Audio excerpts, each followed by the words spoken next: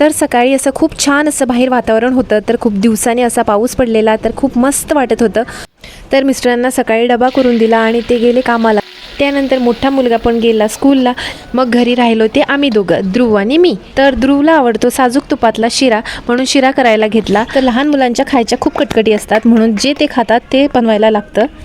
तोपर्यंत ध्रुवला आवडतं ते गाणं टी व्हीवर लावून दिलं आणि बसवलं. त्यानंतर शिरा भरवायला त्याच्यासमोर बसले, तर तो भरवायला देत नाही, स्वतः खायला बघतो. तोपर्यंत सकाळी डबा बनवलेली भांड्यांचा पसारा होता, तो आवरून घेतला.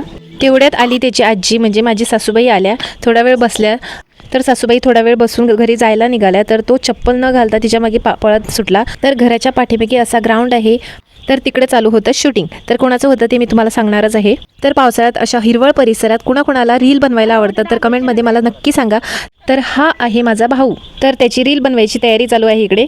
तर ध्रुवला त्याच्या मामीजवळ ठेवून मी आली घरी जेवण बनवायला. मासे घेतलेले, ते क्लीन करून घेतले आणि अशी मस्त अशी माशाची कढी बनवून घेतली आणि एक साईडला मासे फ्राय करून घेतले. त्यानंतर जेवणाची तयारी केली. तर असा होता माझा आजचा दिवस. तर माझा व्हिडिओ आवडला असेल तर लाईक फॉलो नक्की करा.